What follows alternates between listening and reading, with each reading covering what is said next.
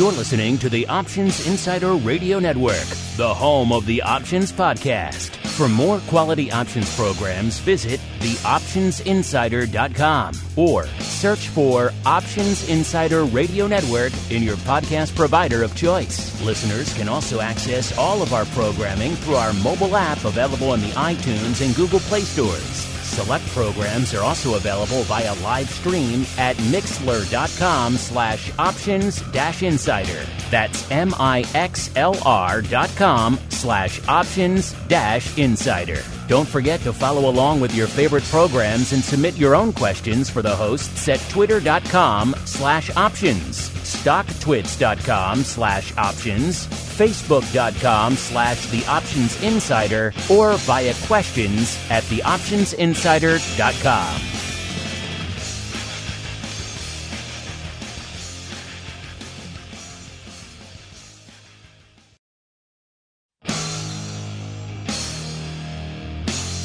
And now, it's time for the show that breaks down the options market from unusual activity alerts to market analysis, strategy overviews, listener questions, and much more.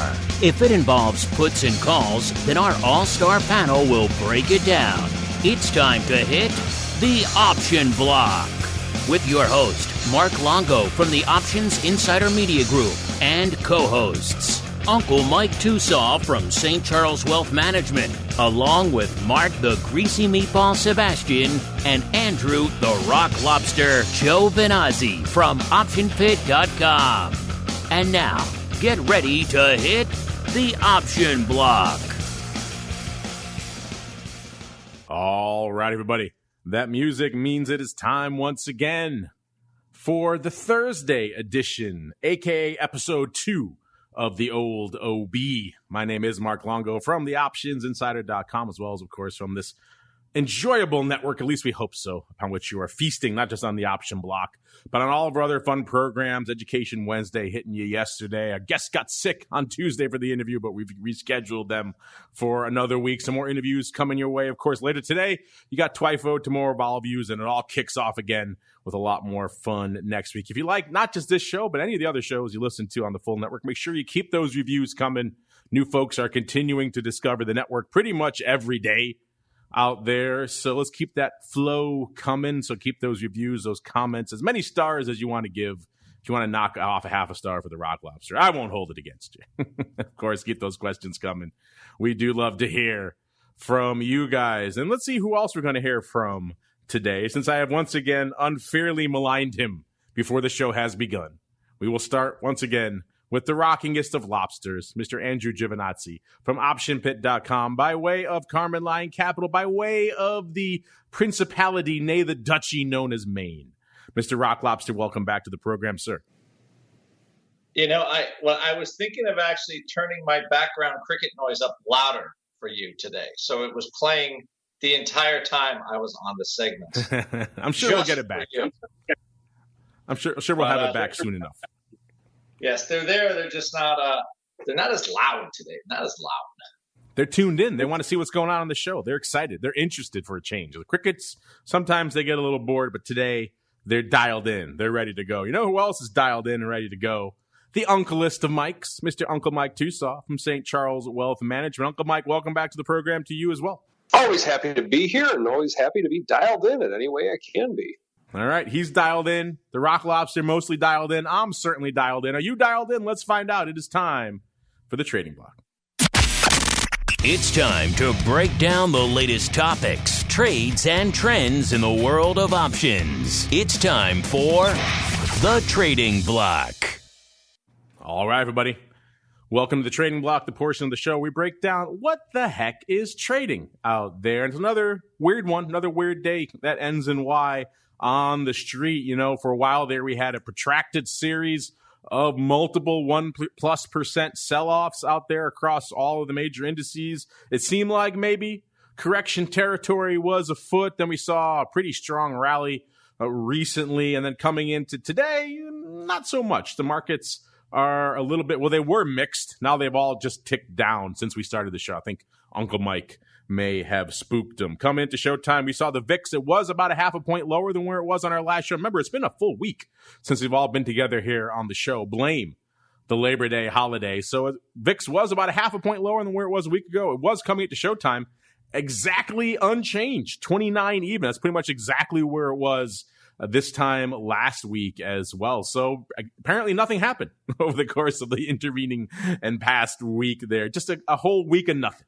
Not much going on at all. We're exactly where we were last week, at least from a VIX cash perspective. You know, if you listen to this show or the rest of the network, the VIX cash is merely a blip. It's like the tip of the iceberg. There's so much going on beneath it. And that's where the interesting stuff is afoot. Like the VVIX, how much volatility is actually moving. You know, we like to look at that barometer there of around a 120. When this hits a 120, yeah, things are getting frothy. Things are getting a little bit top heavy, perhaps, at least from a vol movement perspective. Maybe it's going to drop down, or maybe it's going to keep exploding to the upside, you know, but you know something's going to happen when it's around the 120, and it's exactly there right now. Pretty much it just ticked up again, like 120.01, exactly at 120. That still puts it down from our last show, about 5.5 handles from where it was this time last show, but still frothy, still juicy. It's nowhere near its bottom end of the range, which is typically around a 75 or so. That's when things are pretty tranquil. If you want to hear about that, go back to our shows from 2017.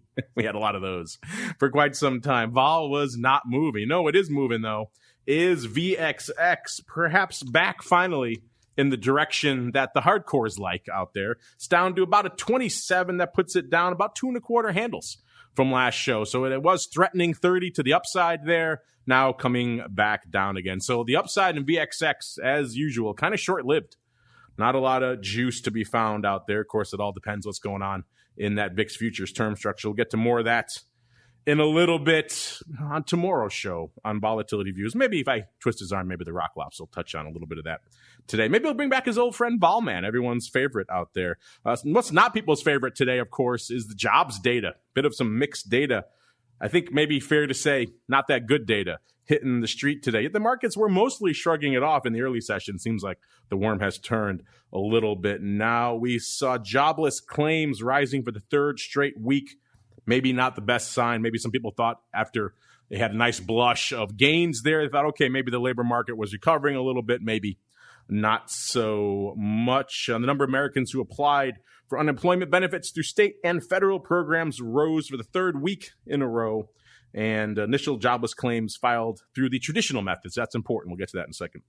Through the state offices. That was UNCHD at a seasonally adjusted 884,000. Of course, economists were expecting that to be reduced to 840,000. So not exactly a bullish sign there.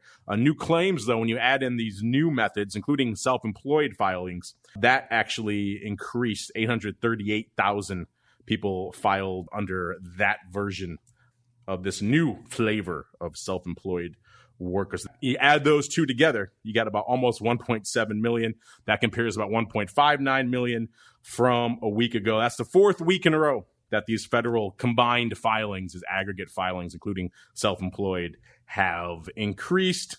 And the continuing jobless claims, folks who already applied and are continuing to receive benefits, that's up by nearly 100,000 as well. That's about 13.4 million. That's the first time that's ticked up in over a month, about 5 weeks. So add them all collectively together, and it's a whole bunch of negative pretty much for the economy out there. Not a lot of really rosy, or even through rose-colored glasses, you can't really look at a lot in there and see that's optimistic. But the market seemed like it was kind of shrugging it off. Now it seems like the worm turning a little bit. You know, when the worm's turning, we got to go to Uncle Mike, because maybe he can talk it back up. He is our resident permabull. Mr. Uncle Mike, sir, what is lighting up your tape on this? I guess where you look, NASDAQ just ticked up. So maybe NASDAQ's feeling Uncle Mike type of day, sir. Yeah, this is a unique day in that, it's over the last couple of days. So we have the market just craps the bed on Monday. And then yesterday we have a pretty large increase. And then today we're just kind of flat. So I shouldn't say flat. We're down slightly. So we're down 9 points on the S&P. But when looking at all this, I just think we need to look at the bigger picture with this, is that this is just an old-fashioned pullback. Where the pullback's going to stop, who knows? We have certain levels of support with which we can look at. I think that one one of the nice things about this market is if you can do it in a risk managed approach.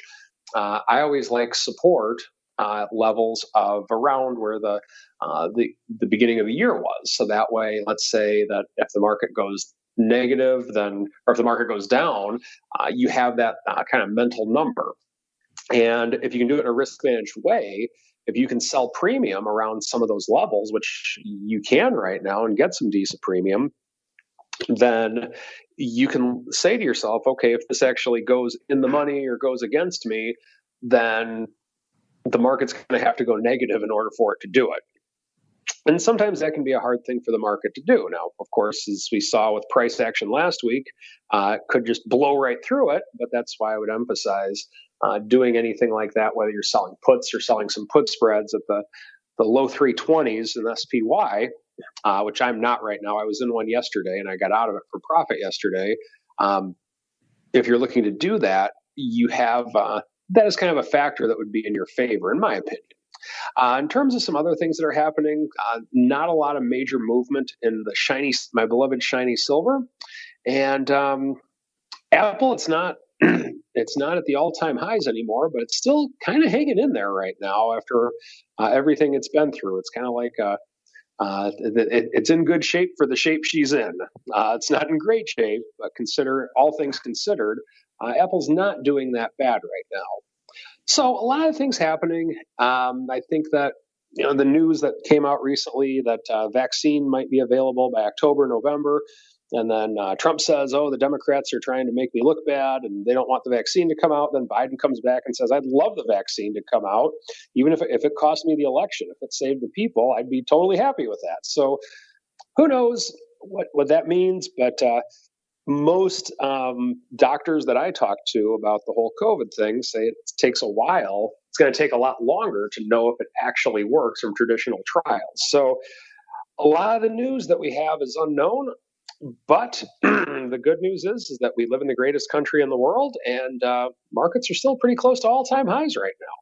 They are indeed. Even after that protracted nearly a week of sell-off, not that different from where we were a week ago out there on the broad market. Speaking of the vaccine front, you're right. There has been some kind of mixed news out there. AstraZeneca, the leading candidate, it seemed like, out of the UK, had to put their trial on hold, of course, for a mysterious illness that popped up in one of the candidates. Again, there's only one candidate, so we don't know how widespread that is, but that was serious enough, apparently, for them to put a halt on the whole thing. So that kind of spooking some folks a little bit as well. Hopefully that'll be resolved in the near future. We can get these vaccine trials back underway. Mr. Rock Lobster, same question for you, sir. What is lighting up your tape? And is our old friend, Mr. Volman, is he going to make an appearance today? Volman might make an appearance, although he's noticing some trends. He got a little scorched on this upswing in vol. Although I own a lot of upside vol, it wasn't enough because I was leaning pretty short. We didn't quite have enough of a pop to kind of pay for my the puts that I own. I paid for a bunch of them, but not quite as much. So we'll see what happens by next week. But the September cycle is it wasn't super good to Volman this time, even though I did own a lot of calls. I did sell them, and we did have a pretty good pop. But the position was more poised because of the way volatility was setting up, right? We had last week at around this time, I believe, that October future, I think, was like $9 over cash. And that usually is just, it's almost like the balloon is ready to burst with the market going down. So I figured, hey, upside, I didn't need to be too close to the money on VIX. I could get away with like 35 strike and higher. And that's kind of where we went and stopped. And while they gained some value where you could sell some, it wasn't the blow off that the futures, I guess it was saying mid 30s, which is fine. But literally, I think we got to 31, 32, mid 30s exact, and VIX just stopped after 2 days. It was pretty amazing, actually. And I think there was something with SoftBank buying a bunch of calls and making a bunch of money. I'm not quite sure how that all works because of Wall Street reporting is Usually not as accurate because they don't know the whole story. But there was certainly, I'm pretty sure the entire August rally got taken out in 3 days. TOSAW might be able to correct me on that, but the NASDAQ August rally, I think that last 10 or 15% totally went away. So as of right now, what do we have? Vol is like a hand grenade going off. And it takes longer to put the shrapnel back together, so to speak. Yeah, so I think, we did. We got the top for QQQ is just over 300. And I think the bottom tick was probably 260 something, let's say, call it 270. So it's a pretty, the month of October or month of August basically just got, and we're kind of about sort of right back there again. So as far as from a vol point of view, I think what we have is this sort of high orbiting volatility, where because the election is there and the November cycle is kind of looming large, and I'll expand on that in a minute, it's hard for vol to come down too much, and it's hard for vol to go up too much, right? So I thought we would get more of a pop because, I was kind of expecting the balloon to either burst big or the rally to sort of stay real. It was kind of like one of the two, but sort of a huge binary outcome. And it moved, but not quite enough. Right now we're stuck with the election, right? So if you think about it, the NOV 20 cycle is about 2 weeks after the election, which for all intents and purposes, the election should be finished by then, not during the election, but because of all the mail-in stuff, right? There's all these mail-in, and lawsuits about when you could count things, and it's all of a sudden by every state has gotten very confusing. But I would figure that by 2 weeks after the election, they should have these ballots counted, right? As people decide not to go to the polls and mail in. So I think this has just added more confusion to the process. And that's keeping that, the November cycle up. The November cycle is about a 26 vol average at this point, which is pretty freaking high. It's actually higher now than when we had the vol blow up in 2016. And I don't know the reason exactly. It's kind of odd why it's so high, to be honest, because, Democrat, Republican president, and maybe they think this time is different. But, if you look at historically, the Democrats have done a pretty good job with the stock market. You could, argue about the politics and everything else, but if you look historically, it wasn't terrible. You had Clinton did pretty good. And then I guess under LBJ in Vietnam, that was kind of a market rally, Truman after World War II. You look at some of it, and it's not as bad as everybody thinks. The Republicans tend to have the market just gets to crazy dizzying heights, and then you have a crash. And then the Democrats take office. So it's kind of, you could pick it. So I still think that the bid for vol is odd this cycle, basically, with, either way, Biden is kind of a moderate as much as he tries. So maybe people do think something's going to change. And that's why the bid for vol is here. I don't know exactly because we don't know how it's going to turn out. I just know that this is a historically high bid for volatility for an election, at least that I can remember in the vol cycle. We have had sell-offs after the election. If you remember in 2016, I think the Qs got down to 115 or something. After Trump got elected for, I don't know, because I think everybody thought he was going to go after big tech or something. It ended up being a pretty good buying opportunity, maybe 120. So you have those things going on with the huge run up in what I would just call the big technology stocks. So you've got a lot of, there's the stock market is, nobody wrote a book yet that has it all figured out, except that, if you generationally buy once every 10 years, when everybody doesn't want stocks, you should do pretty good. That usually is something that works. You just kind of have to kind of hold your nose and do it. But as of right now, you do have stocks at near all-time highs. The Qs are still I mean, they're not the crazy highs they were before, but they're still, pretty fully priced. So that's part of the reason. So vol is waiting for something to happen now. I mean, we did get that kind of blow off from what we'll just call the gamma squeeze from SoftBank, if that's even real.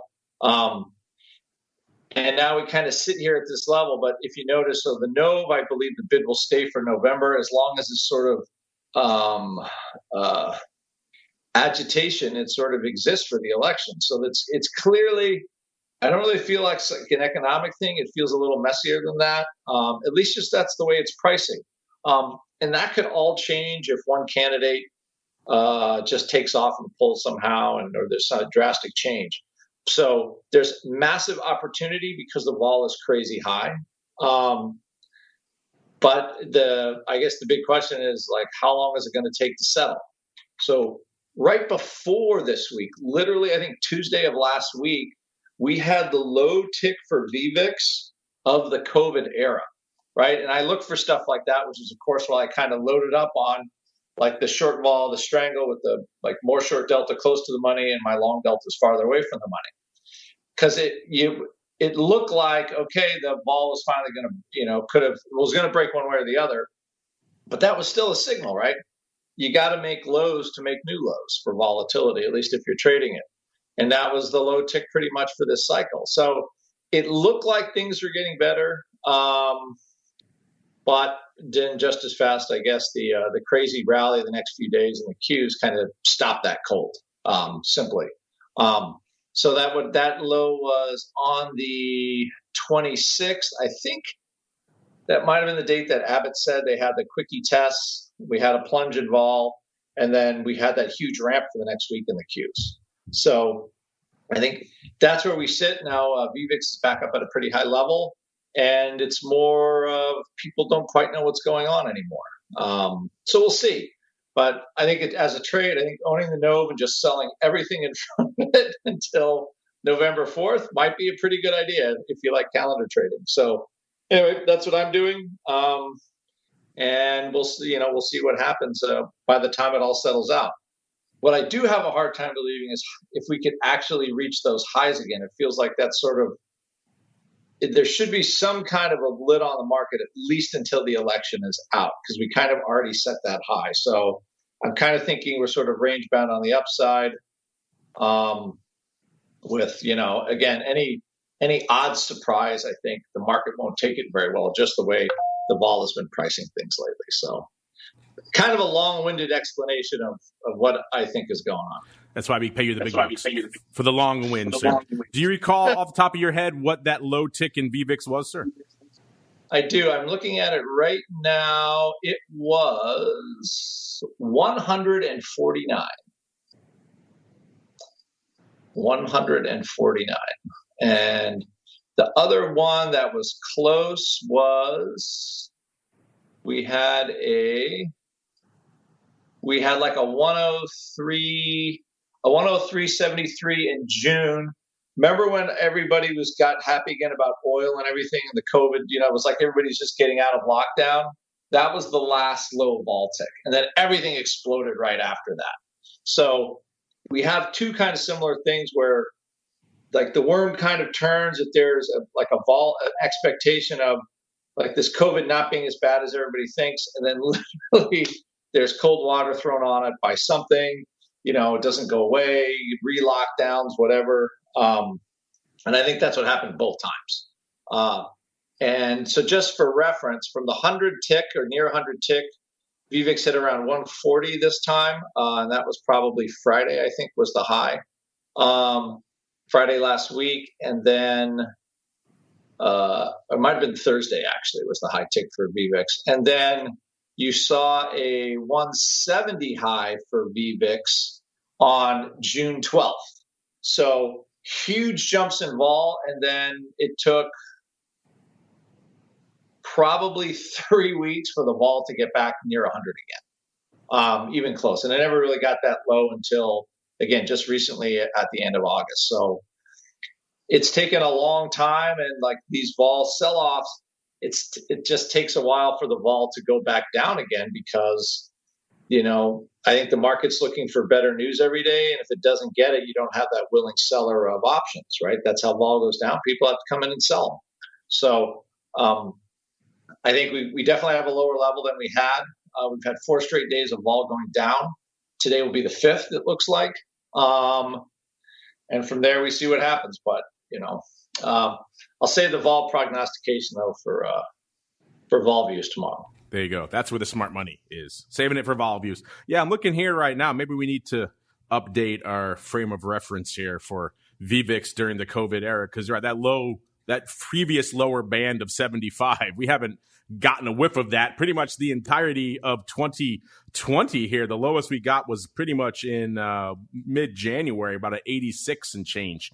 So well north of 10 handles above our previous, lower band for VVIX out there. So the COVID era, and this is actually, of course, pre-COVID, really. There were other things going on mid-January, but COVID was still a bit of a twinkle in the eye on the future there. So yeah, nothing even approaching 75 to the downside there from a VVIX perspective. What that means, listeners? Vol has been frothy. It has been moving. Let's see if VIX is keeping pace, and all the major products out there are keeping pace today. Let's see what's lighting it up. And coming into, as of a few minutes ago, VIX was doing all right, I suppose. Not quite half of its ADV, but that ADV has ticked up. It's up about 40,000 contracts from our last show. So it's up to north of 400,000 now. 404 is the ADV in VIX coming into today. And right now, about 189,000 contracts on the tape. So closing in on half of its ADV. SPY, though, doing a little bit more paper, about 2.5 million contracts exactly. The ADV, 4.1 million. So SPY has ticked up quite a bit as well. The S, 521,000 right now. The ADV finally back north of a million. Almost 1.1 million contracts out there. Took a while for the S to get back up there, but apparently the last few days of sell-off and now the rally has helped to do that. The Qs, 883,000 right now. The ADV and the Qs, 1.3 million out there. So the Qs have been on fire. No surprise there. And the small caps, IWM, 209,000 contracts. 418 is the ADV out there. We'll get more into small caps in a little bit. We'll have the once and future Dr. Bix joining us on the old TWIFO as well to get into all things equity vol, maybe talk a little bit about that upcoming NASDAQ volatility product and a whole bunch more, as well as everything lighting it up, energy, you name it, correlation. Bitcoin, got some questions about that, how it compares to other assets. All sorts of fun stuff coming up on TWIFO, but that's in a little bit. Right now, let's break down here the top 10 most active names lighting it up right now. Number 10, an old school name back on the list, Telephone, a.k.a. T. And you're old school if you call it telephone. That's what the old timers used to call it on the floor. The C-bone I got there. Apparently AT&T was too hard to say. So telephone was easier.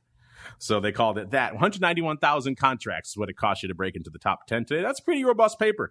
Number 9, AMD, perennial top 10er right now at number 9, 220,000. So, we're already over 200K at number 9. That's a pretty robust day. Number 8, our old friend DraftKings back in the top 10 here, 222,000.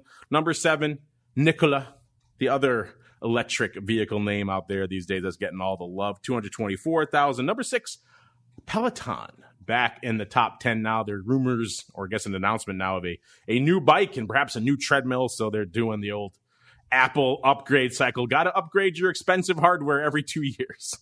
Whatever happened to a durable good? Apparently that's not in the business model for Peloton. 234,000 contracts, though. It's good for some paper today. Number 5, Bank of America, 239,000. Number 4, Softy, holding firm at 282,000, announcing their new Xbox console coming out later this year. Driving some paper out there. Number 3, Facebook, pretty active today, 387,000. Number 2 and number 1, I think you can guess what they are. And they're pretty lofty. Number 2, Tesla, 1.03 million. Yes, back in the M category for Tesla. And it's just a little bit past noon here in the one true time zone. And Apple, number 1 with a bullet today, 1.5 million contracts. Post-split doesn't seem to have slowed these bad boys down at all. They're still rocking and rolling from a volume perspective. Let's look really quickly what else is lighting up our tape before we move on into the odd block. Got some earnings popping off here later this week. We have Slack today. Slack was Tuesday.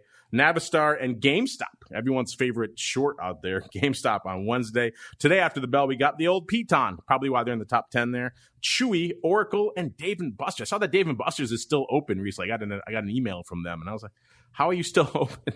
It's like the definition of high touch, but apparently they're doing it. Dave & Buster's, let's see right now. We have the earnings move reports for them up there on theoptionsinsider.com, available for you guys completely for free. Let's hit a couple of these really quickly. Dave & Buster's, ticker PLAY, P-L-A-Y. They were at 18 and about a half coming into this report. They were pricing in $1.81, and in the past they moved about $1.46. So a little bit rich on Dave & Buster's. Maybe you can argue that they merit it given we're in pretty much the worst possible environment for a high-touch type business like Dave & Buster's. Peloton, let's see how they're looking. Of course, this pandemic has transformed them into literally the only gym in the country.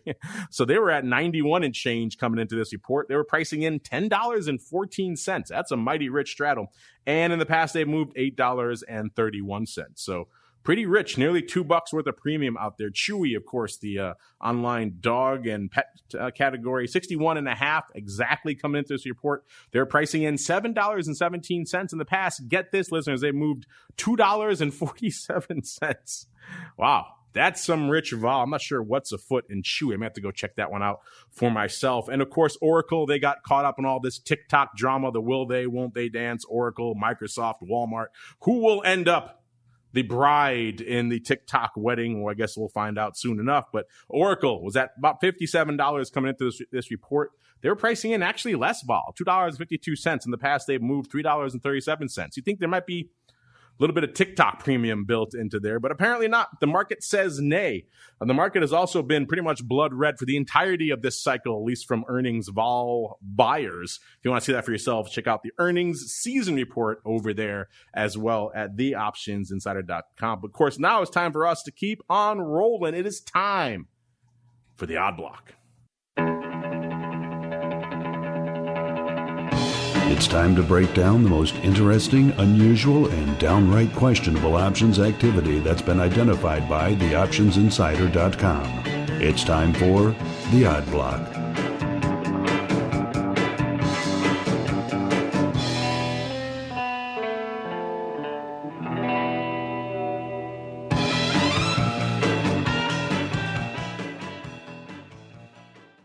All right, everybody.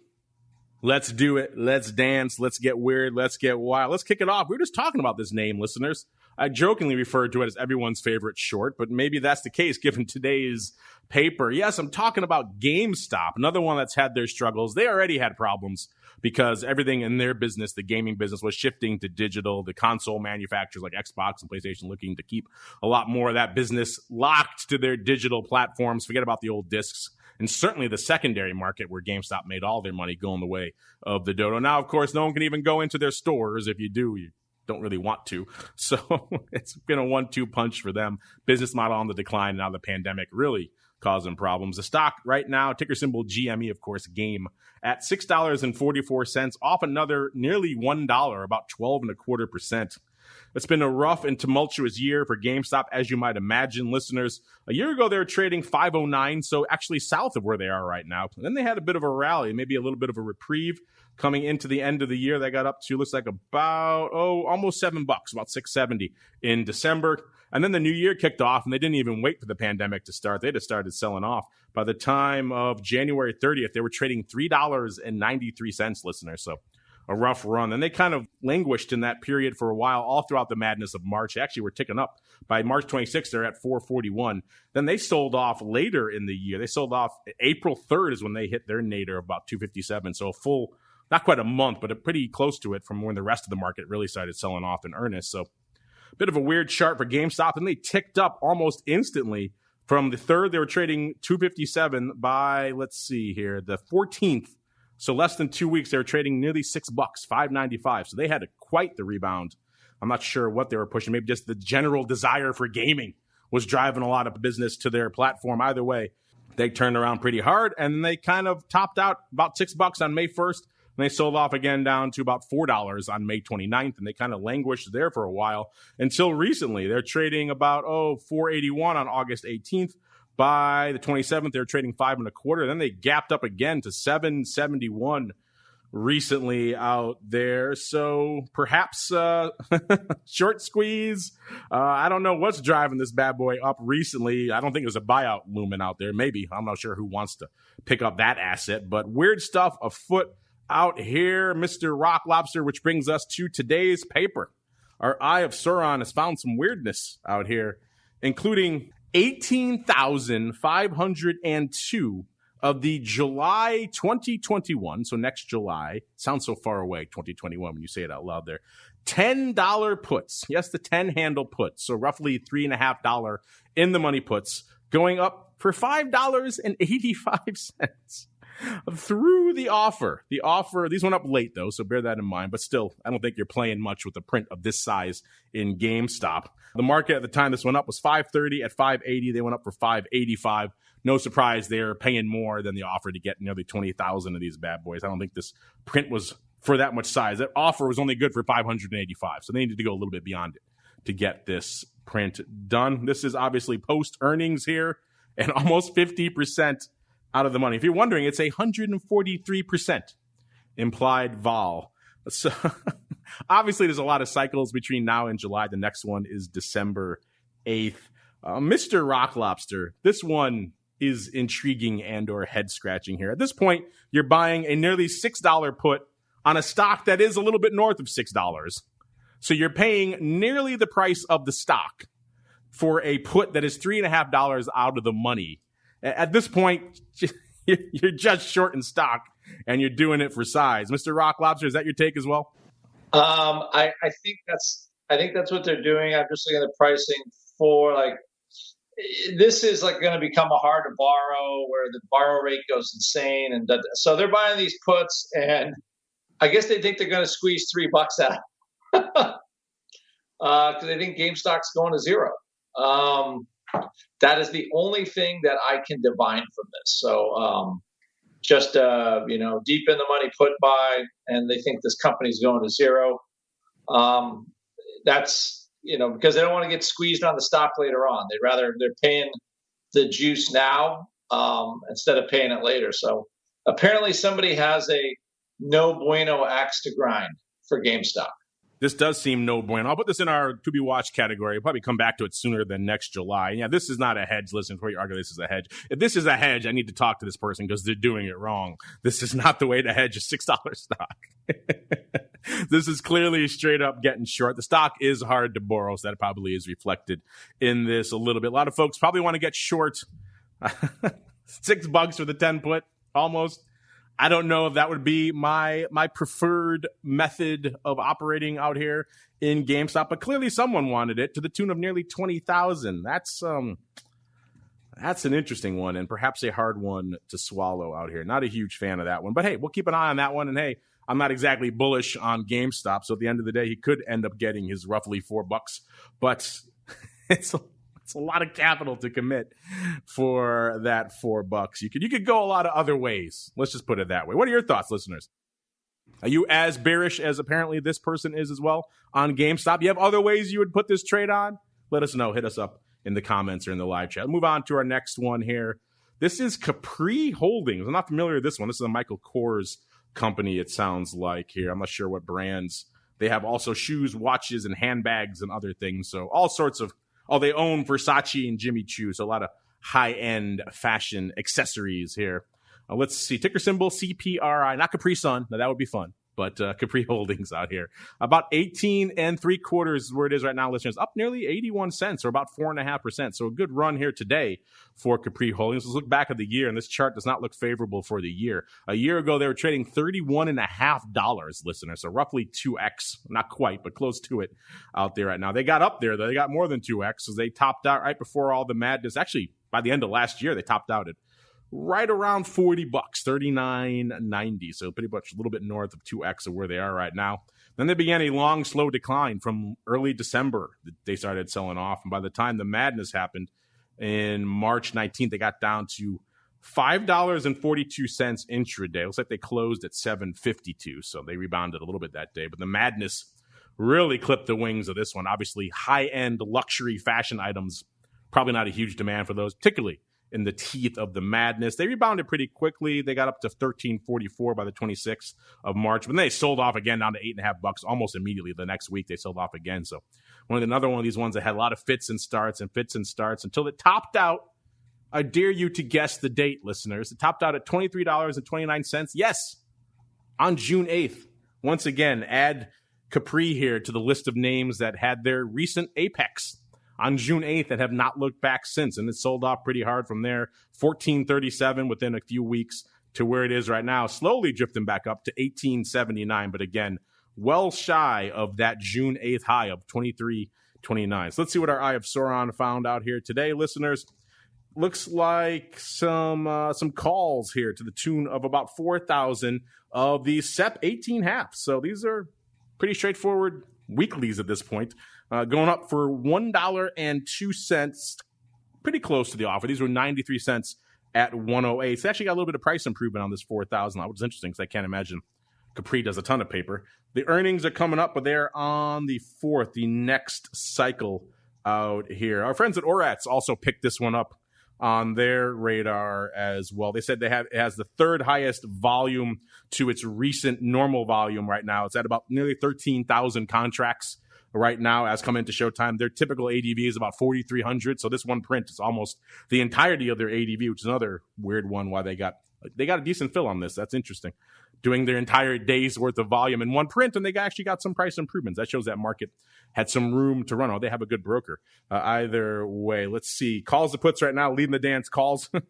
12,283 calls today to 525 puts for call to put ratio today of 23.4, according to our friends in Orats land out there. So, Mr. Rock Lobster, we got some opening calls on the 18 half, which are pretty much in the money now, for $1 going out in, a few weeks or so here. So pretty much in the weeklies at this point.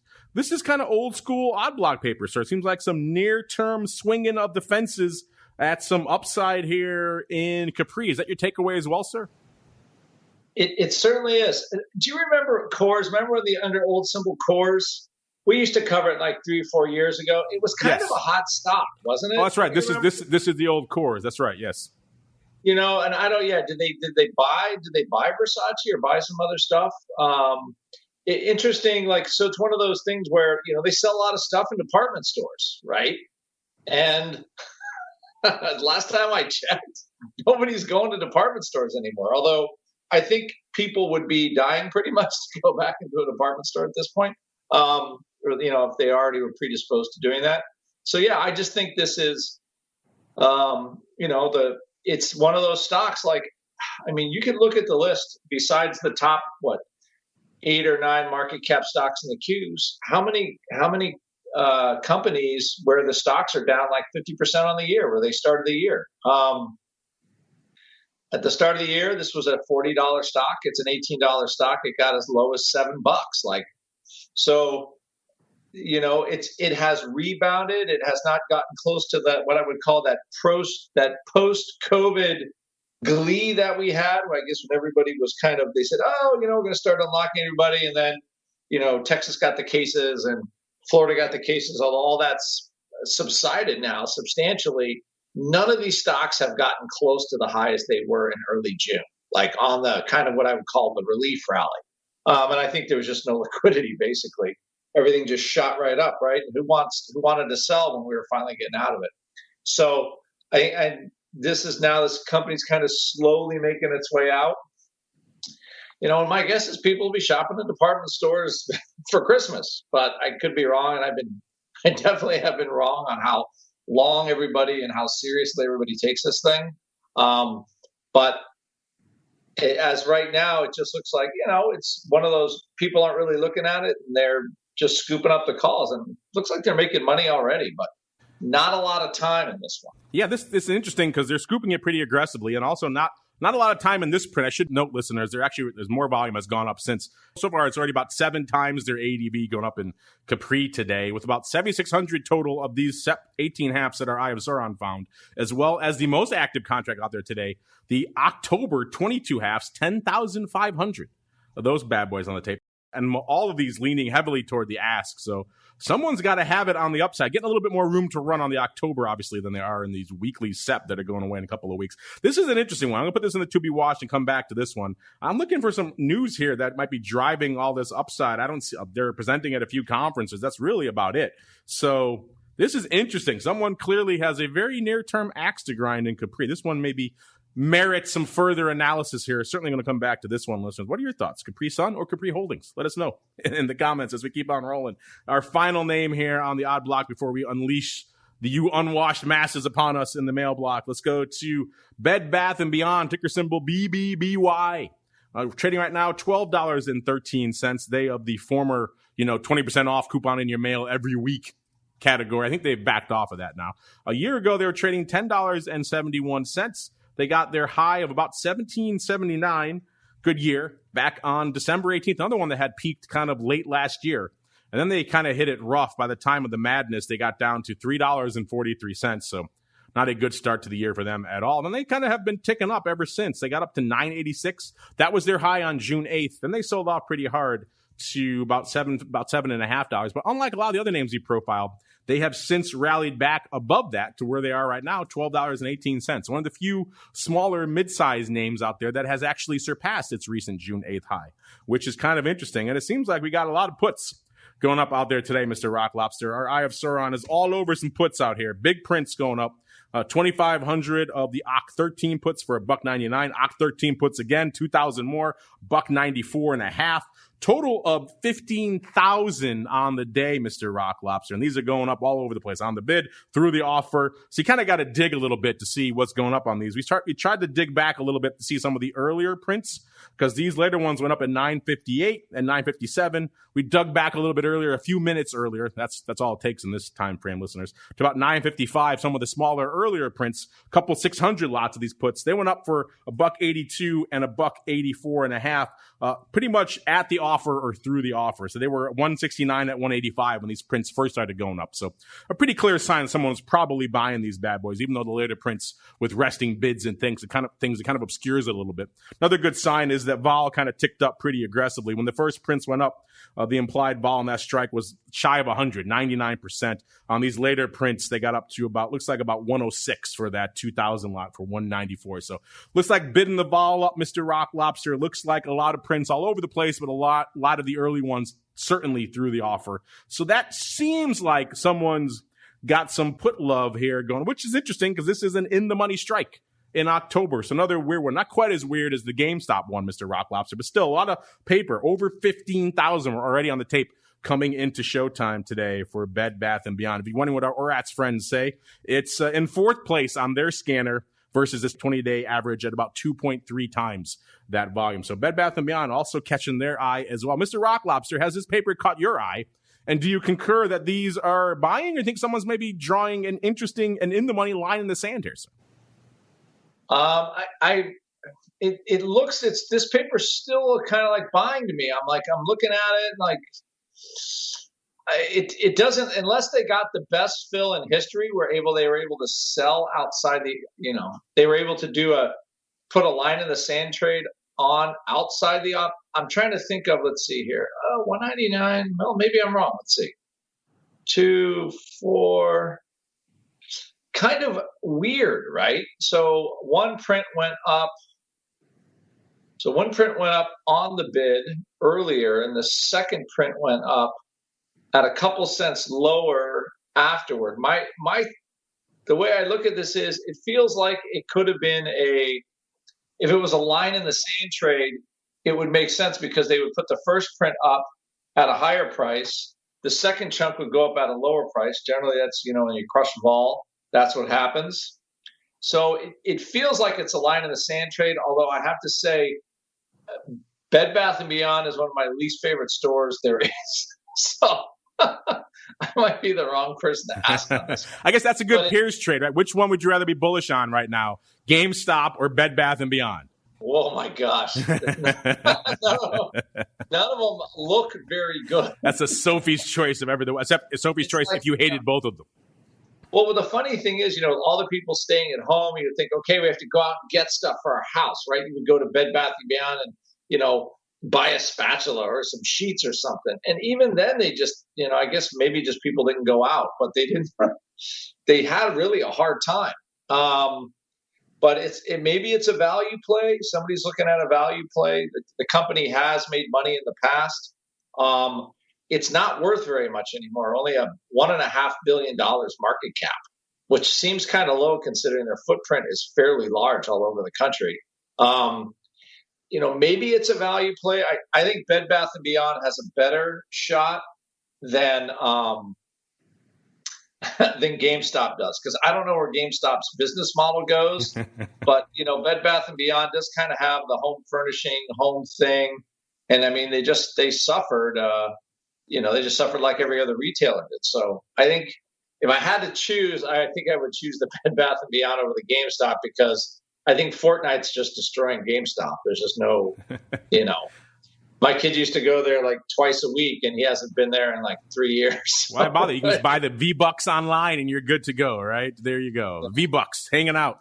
Party Royale, that's where it's at out there. It's interesting. I think I probably have to lean Bed Bath & Beyond as well. They at least have a business model that's foreseeable. May not be the best, but it's something. That might be a good flash poll for our audience. Bed Bath & Beyond or GameStop. If you had to buy one right now, which one would it be? Interesting stuff. Speaking of flash polls in the audience, let's get to you guys, a little bit of your mail block.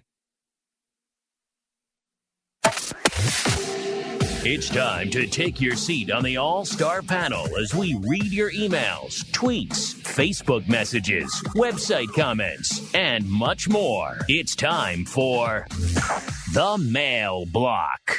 All right, everybody, let's unleash you guys here on the Mail Block. We'll get to your thoughts on our VIX poll in a second. That ends up tomorrow. That's when it closes, of course, so because it's a closing VIX poll. We'll get to that in a second. But first, Holmes has a question for you, Uncle Mike. Holmes wants to know, does Uncle Mike trade any commodities outside of silver? Uncle Mike, you're a well-known silver bull and enemy of werewolves around the world. But aside from that shiny metal, sir, any other commodities lighten up your interest, sir? Occasionally, but not too much. For clients, I really don't do anything with commodities anymore, unless it's on the ETF side of it, just because I dropped my Series 3 many years ago to stay pretty much laser focused on stocks, with an occasional silver sprinkled in, of course. But to answer the listener's question, I've traded oil, I've traded the 10-year note, I've traded gold. And the reason is that stocks trade more in an uptrend throughout time, and commodities trade more in a channel, and there's a lot more active management that's required with it.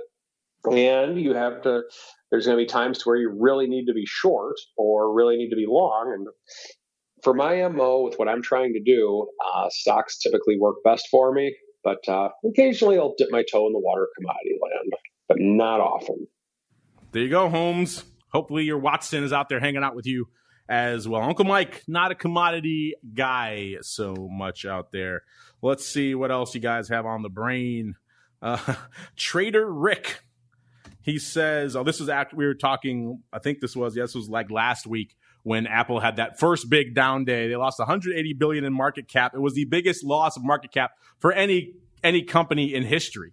And Trader Rick chimed in to say, yep, and yet it's still higher than it was a month ago. And he sent in a chart where it was down around 109 a month previous to that. Yeah, I get you there, Trader Rick. Even at these after these crazy sell-offs, you're still at ridiculous valuations for a lot of these names out here. So certainly not a lot of tears or tiny violins being played here for Apple at this point. Let's see what you guys are thinking here. Looking forward, we asked you guys at the end of Vol Views last week, because it was a bit of an interesting contentious moment. VIX was north of 30. It was about almost 31, about 30 and 3/4. We said, hey, are you guys buying this near-term vol, or is this kind of just a blip? Where do you guys think VIX is going to close coming up tomorrow?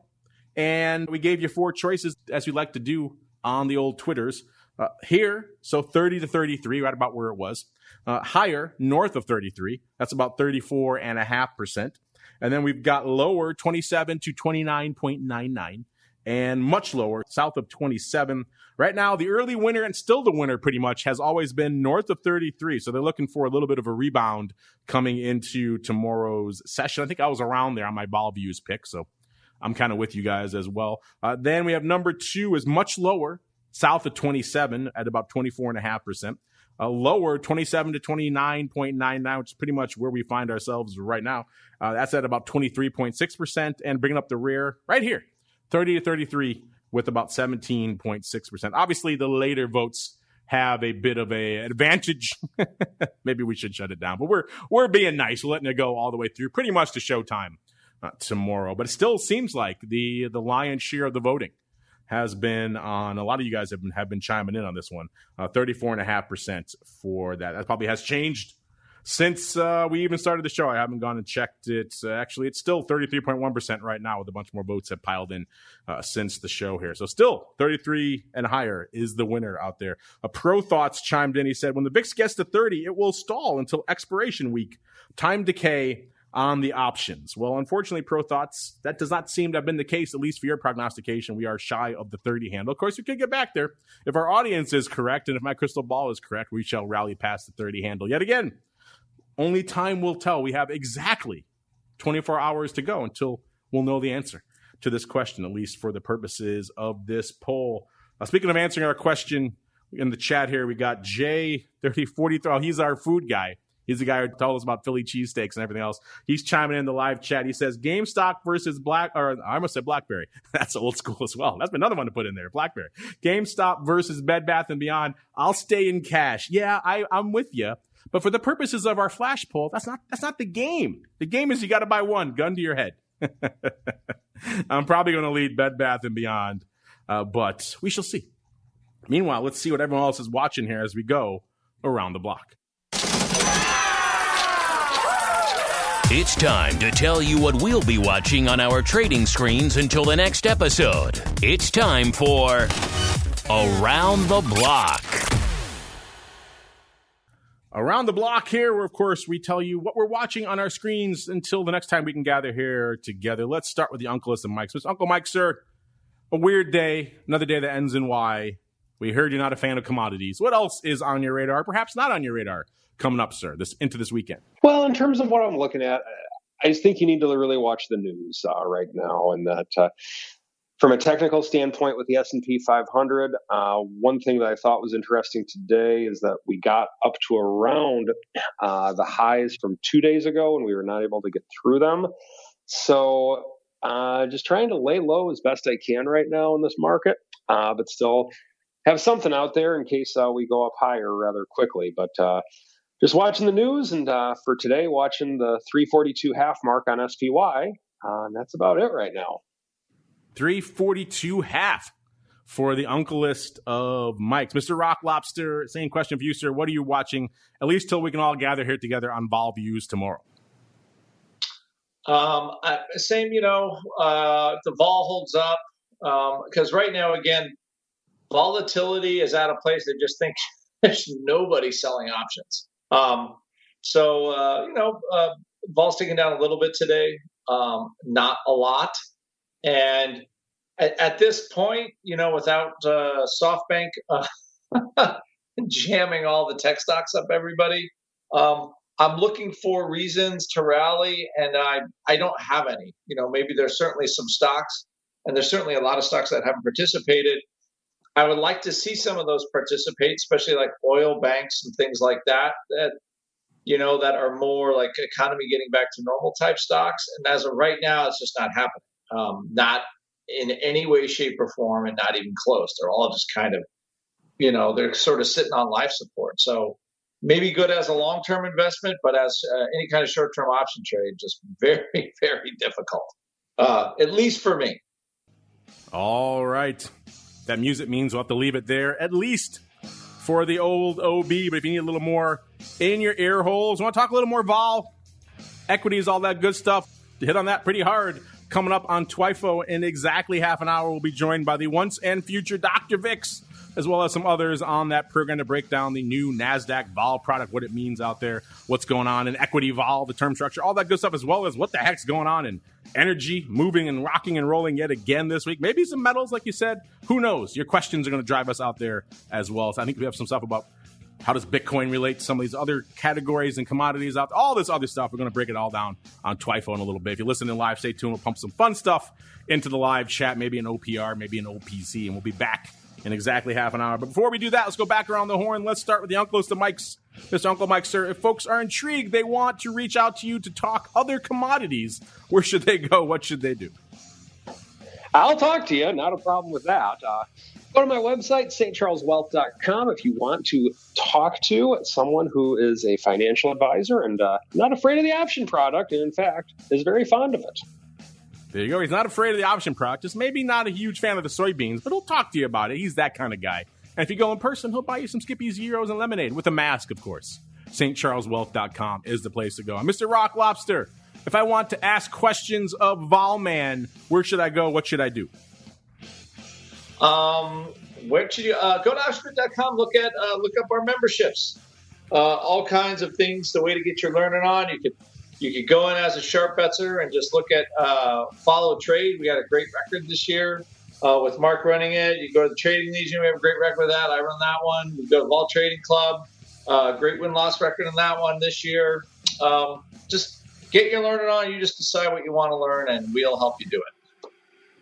Get your learning on. OptionPit.com is the place to go. And on behalf of the rockingest of lobsters and the unclest of Mikes and myself, thank all of you out there for downloading, streaming, subscribing, for voting on our polls, for sending in your questions, for listening live, all the other fun stuff that you do. Keep them coming. Remember, if you like what you hear for the network, keep those reviews coming. It really helps new folks continue. And there's been a huge bunch of them coming in these days. We want to keep that flow coming, so leave those reviews on your platform of choice. New folks can continue to discover the programs. If you're listening live, stay tuned. We'll be back in a half an hour with some fun stuff in between. Otherwise, if you're listening after the fact, just hit next.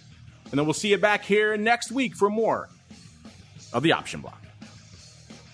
You're listening to the Options Insider Radio Network, the home of the Options Podcast. For more quality options programs, visit theoptionsinsider.com or search for Options Insider Radio Network in your podcast provider of choice. Listeners can also access all of our programming through our mobile app available in the iTunes and Google Play stores. Select programs are also available via live stream at mixlr.com/options-insider. That's mixlr.com/options-insider. Don't forget to follow along with your favorite programs and submit your own questions for the hosts at twitter.com/options, stocktwits.com/options, facebook.com/theoptionsinsider, or via questions at theoptionsinsider.com.